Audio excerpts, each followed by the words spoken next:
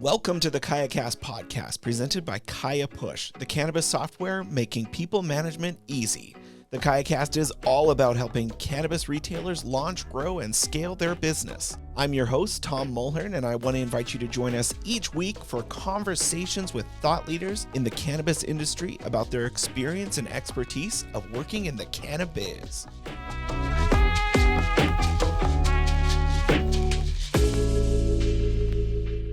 I just want to welcome you all here to the KayaCast podcast and just thank you all for listening to our past episodes. It's been such a blast to really launch this podcast and to hear positive feedback from listeners who are really getting a lot of value out of what we're doing. It's awesome to be here, and we look forward to more conversations like the one we had today with Neal Chaudhary. He's the founder of Red Pill Labs and Irie Systems, and Neal is a consultant with cannabis retailers on best practices, strategies, and just finding unique solutions for businesses to use innovative techniques and technology to make their systems and their retail operations grow. So he is here to help solve those complex business problems. I had a great conversation with him, so let's jump right into it.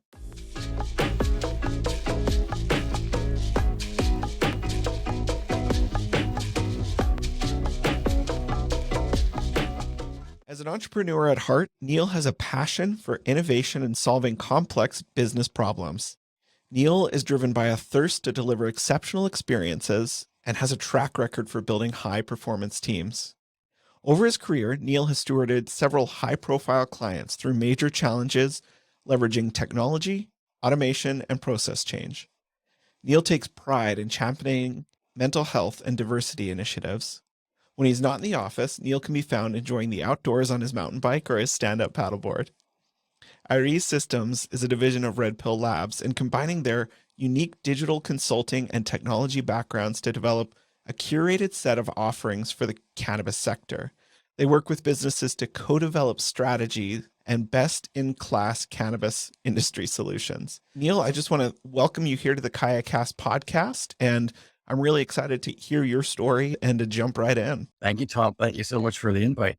Pleasure to be here. So I got to start off by asking you a bit about your background. So tell me about your background and how you got involved in the cannabis industry, because I know you had a really successful company that was bought out, and there was an interesting story there. So tell me a bit about how you got to where you are today. Background in business and finance, ended up doing a lot of technology consulting, and then started up a boutique consulting firm, which was Tacit Management Consulting, back in 2012.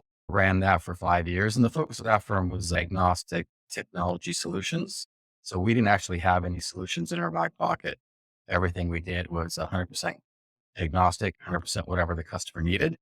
And that concept was relatively new to the market at that point.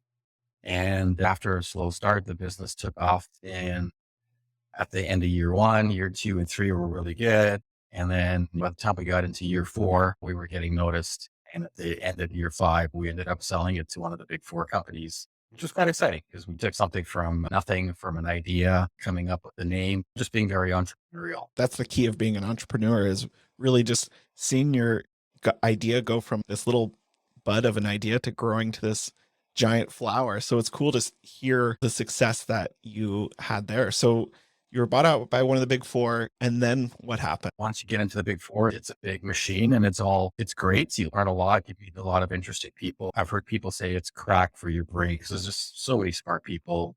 You're surrounded by amazing people, and you're always being challenged. You get best clients, customers, and industry professionals. So it was a fantastic experience, and I did that for 5 years. But I actually missed working with up-and-coming companies and the smaller companies. And that's what cannabis is to me as well. It's a brand new industry, relatively new now. And it really felt like all the business acumen, all the technology, marketing acumen that you develop over the years, it's nice to be able to take that and port it over. I actually never knew anything about cannabis growing up. It's strange. Growing up on the West Coast, you think I know everything about cannabis, but I must have been a little bit sheltered. I didn't discover cannabis until I went traveling after high school. I was down in Australia, New Zealand, and Fiji. And in Fiji, I actually discovered Bob Marley for the first time. Never been exposed to his music. I don't know if you're a big Bob Marley fan, Tom, at all. I love Bob Marley, and actually, Kaya, the Kaya Cast, Kaya Push, is slang for marijuana. And Bob Marley has an album called Kaya. It's a great It album. is. It's a great Yeah. album.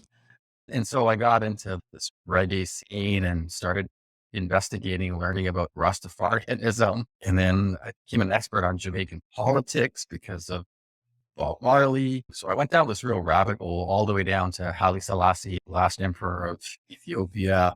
Just that culture just really fascinated me. And then when I got back, I was back to school, back to life, just become a productive member of society. And that was really exciting when, all the talk about legalization was happening in Canada, at least.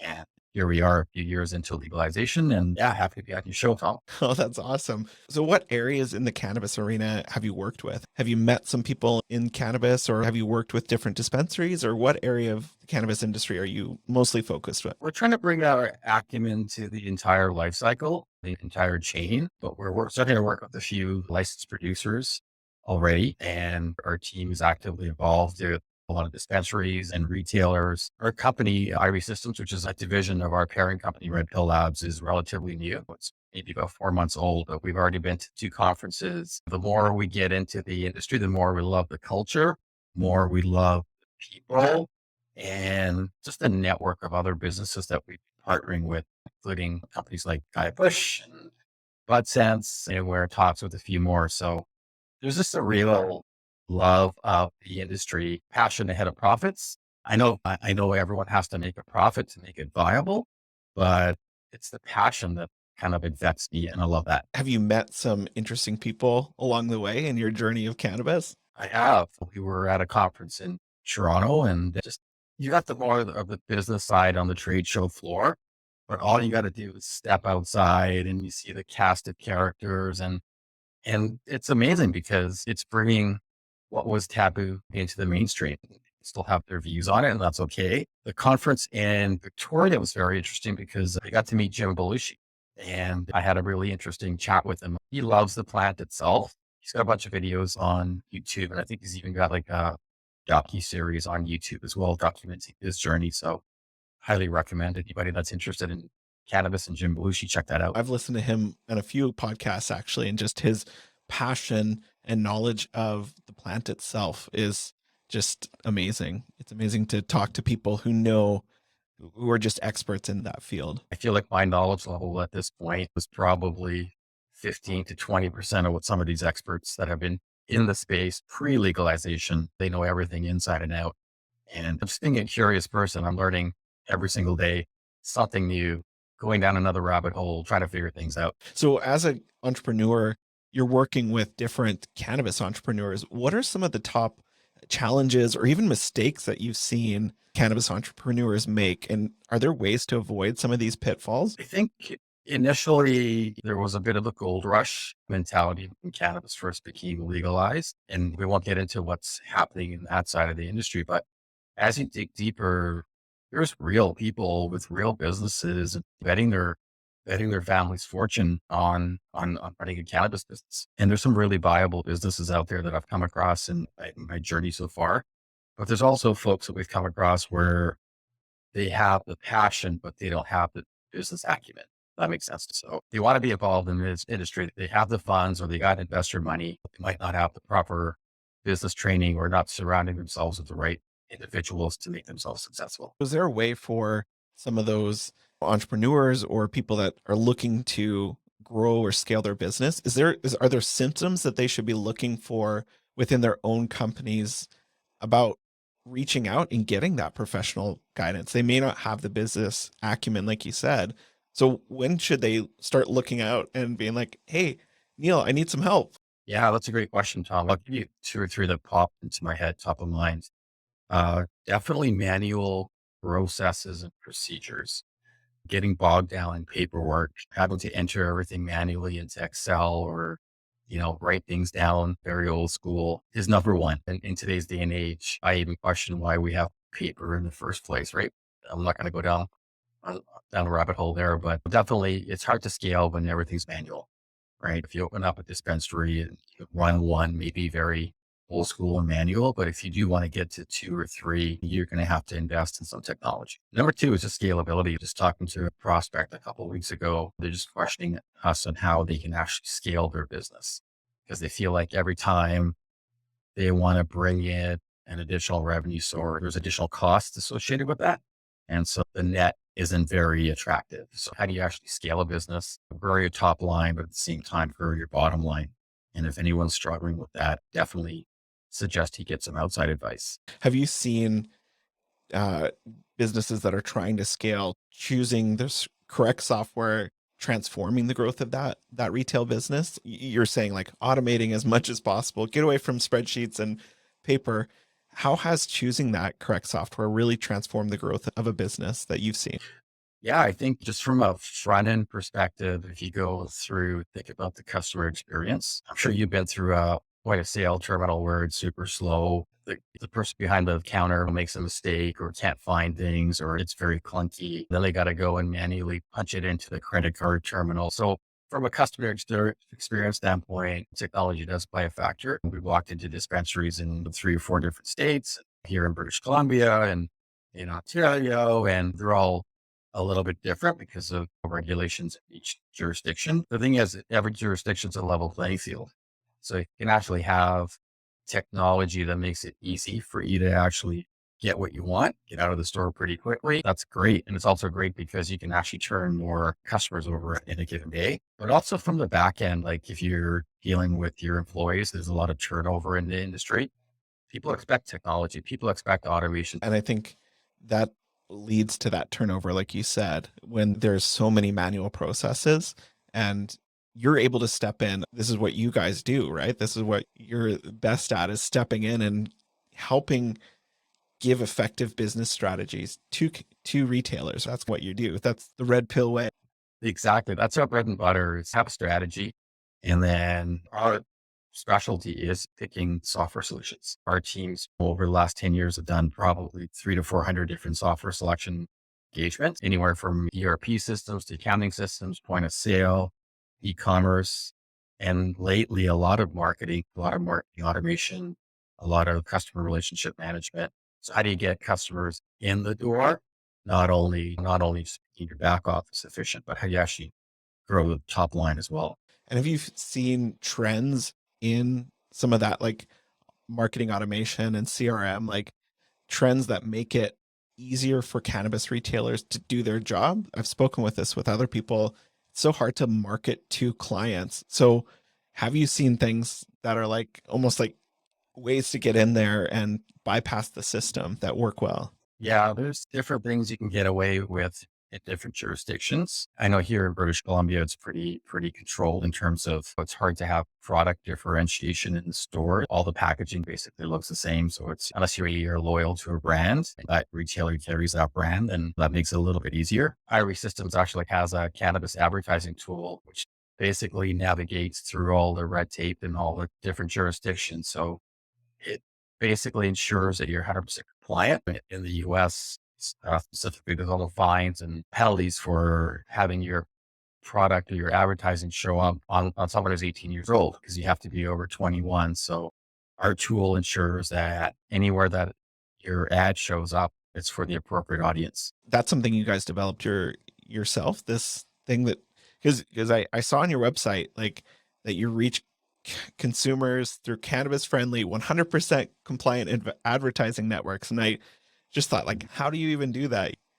Yeah, unfortunately, I'm not the brains behind that one, but I do know how it works. But that wasn't the guy who actually built the tool. They're constantly monitoring cannabis-friendly sites, and it's not just like cannabis sites. I know MSN is definitely one of the places you can advertise, whereas Google you can't. And just navigating that for a regular person who runs a business be a full-time job. So the tool basically navigates that for you, making sure once you understand who your audience is, how many impressions you're after, and then getting the reporting on what site, what impressions you made is pretty valuable. And you have to be pretty creative with that, even with a powerful tool like what you've created. And part of what you guys do too is you co-develop strategies and solutions with dispensaries. So what does that kind of look like?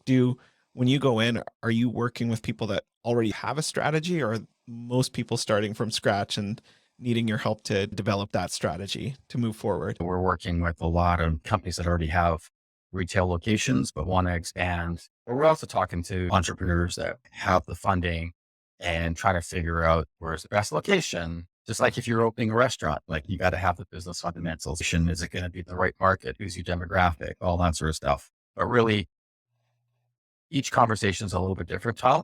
It's understanding the vision, it's understanding their aspiration, and then working with us to co-develop a strategy on how they're going to win.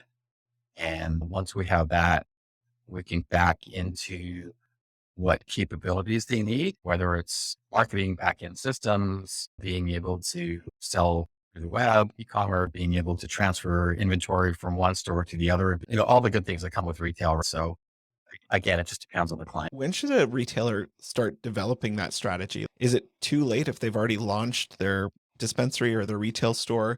Or should they start right from the beginning, or maybe wait to see how things go on? What would your advice be there?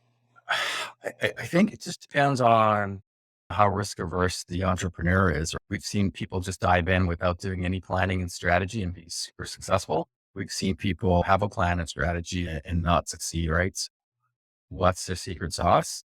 But I think ideally, if you have one or two locations already and you're serious about scaling, we could definitely help guide that conversation and develop that strategy.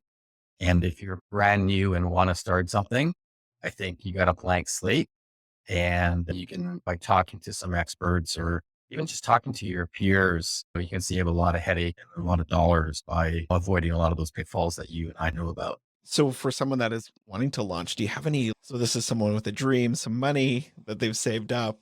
Do you have any like tips or insights to help them launch that business before they launch?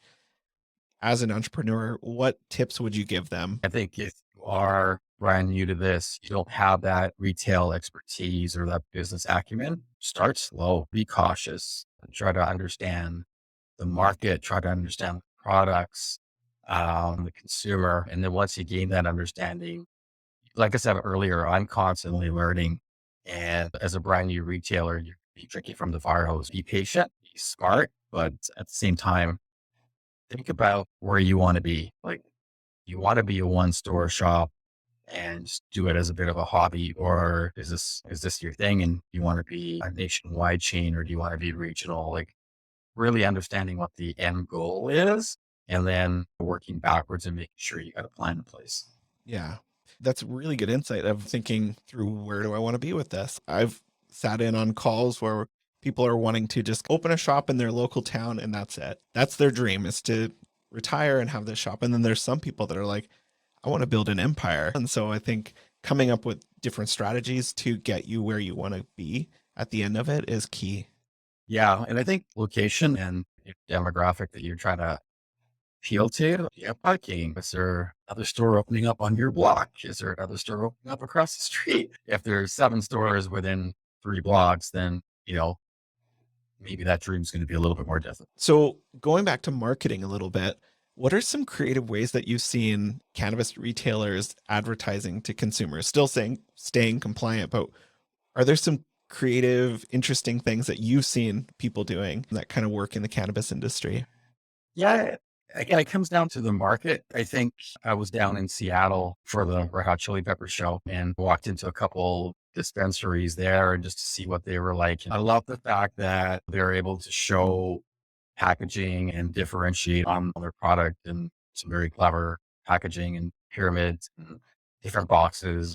Just because it's fun. It's meant to be fun. It's meant to be loose. It's meant to be relaxed. But we've seen some very clever product design. We've seen some very clever packaging design, and just even all like edibles, just seeing some very, very creative flavors being created and co-created and things like that. And we've seen posters and different things like that, but it's tough because it's such a controlled environment. And a lot of that marketing is when people walk into the store, because they don't see, oh, you've got like a refreshing lemonade THC drink and you've got this cool poster up. Like it, that's what makes it pretty difficult to market to the customers until they get them in the store. Yeah. And I think educating the budtenders, if you were a producer and you don't want your product in a sea of Satanists, is really educating the bud tender, because what I've witnessed is recommendations. Hey, I kind of thinking about this, and that. What do you recommend? And those recommendations 9 times out of 10 are taken, right? So if you can influence the bud tender, get some influence into the retail location, that's huge. That role of bud tender is such a key, like they're the front line of every dispensary business. And so, yeah, working with your bud tenders, training them on product, on what you need. Cause at the end of the day, when I walk in there, I'm going up to the bud tender. I'm not going up to the dispensary owner and I'm saying, hey man, this is what I'm looking for. This is the experience. How can you help me? Exactly, right? And you have a good experience, you can go back to that retail location. If you don't have a great experience, there's probably another one in your neighborhood that you can check out. That's right. And it's that experience that makes them stand out from the other one on the street and the other one down the block. Or if you forget what you bought last time, hey, this is my phone number or my email address. Can you look up what I bought last time? Things like that. Being able to do that. And it might not be at that location. Maybe it was at a different location, but can you look it up? Again, technology plays a hand in being able to facilitate that. So if you could tell a new or prospective dispensary owner one thing, you've got one thing, you've got their ear, you put your arm around their shoulder, what would that one thing be? I think the one tip would be it's not all unicorns and roses or whatever that saying is, Tom. Running a business is hard. Running a business is challenging. I think sometimes we get too carried away with the glamour, having your own shop, being your own boss, and not understanding the pain and the challenges that go with that and being able to ride it out. You're going to come across challenges. You just need to know how to deal with them. You can anticipate them, or you can put a plan in place when those challenges arise and you can just kind of power through, because it can get overwhelming for folks that are first time business owners. You would have so much insight as a business owner yourself to these businesses you're working with. So that's a really good tip. Oh, I appreciate that. And even our business has ups and downs and challenges and so many variables involved in running a successful business. Like I said, it's not always 2 steps forward. Sometimes you take a step back, or sometimes you take the lateral step, right? So it's just being able to deal with it and not panic.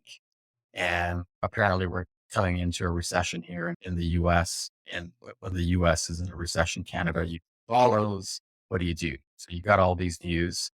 Do you panic? Do you hold? Do you scale back? Or do you put a plan in place and try to power forward? What sort of a plan do you think is the most effective way to handle the coming future of whether it's a recession or just a tighter economy? Any sort of insight there into, because you've been in business for quite a while. So any insight on how dispensaries can survive the upcoming, whatever it is? Yeah, I think people like buying from people they like. People like buying from companies they like. So I think having that relationship with your client, like I said, making it super easy, super friendly. And then apparently I've been told cannabis is recession proof. Hopefully, obviously if there is a full scale recession, there'll be a bit of a dip in dispensable earnings, like disposable earnings. But, if you see what happens with alcohol sales, don't usually diminish during a recession. So I think we're in a good spot. We're in a good spot. That's right. It's a good industry to be in. Even through COVID, you can see dispensaries growing and cannabis industry just exploding. With all the legislation. And I think with a few years behind us now, I think it's a good time to reflect on what the industry's been through, but at the same time, be excited what the next 3 to 5 years holds. Because there's going to be a lot coming. There's going to be a lot of loosening of regulations, I hope. We're already starting to see it in some jurisdictions. And yeah, I think it's, like I said, it's a great industry. It's an amazing plant. It's got so many, you got the medicinal side, you got the recreational side. So there's a lot there.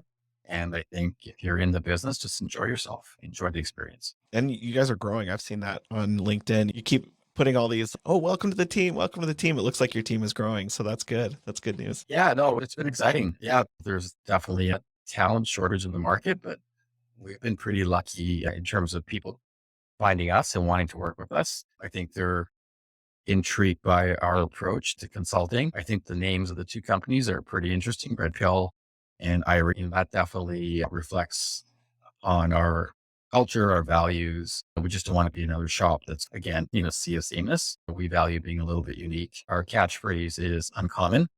And that's something we live and breathe every single day. If people want to find out more about Irie or Red Pill, is the best place to go your website, or can they reach out to you on LinkedIn, or how do they get connected to you? So we're in the midst of revamping our website. So we have the parent company, Red Pill Labs, which is probably the most active in terms of blogs and information and postings and activities. And we've had a lot of interest in Irie systems. People just love the name. People just, I don't know, it's just a very simple logo. People love the logo. We're just getting some amazing feedback. Just the love is incredible. And we're thankful we're onto something. So we're in the midst of actually repositioning that website as well. We've got the partnership with Kaya Push. We've got the partnership with BudSense, two incredible solutions that, if you're a dispensary owner or even thinking about the dispensary, opening the dispensary, two perfect solutions. And we're in talks with a few other solutions to make ourselves and Irie Systems a one-stop shop for a lot of these. So we've got the solutions and the business advice and the strategy setting and the goal setting and all that comes along with it. Our intention is to be a full service cannabis consulting house pretty quickly here. Yeah, I think the website's good for information, but if you want to have a quick conversation, LinkedIn is the best way. So just reach out on LinkedIn. I'm very active on LinkedIn. Well, hey, Neal, I want to just thank you again for taking the time to share about your history and also just the importance and how hard it is to be in business, and giving insights from an entrepreneur like yourself of how to get started in this industry is key. So thanks again for being on the podcast. Thanks for having me. And I'm loving the podcast journey. I know you guys are relatively new at this, but it's amazing at the lineup of guests that you've had on the podcast. And I wish you continued success.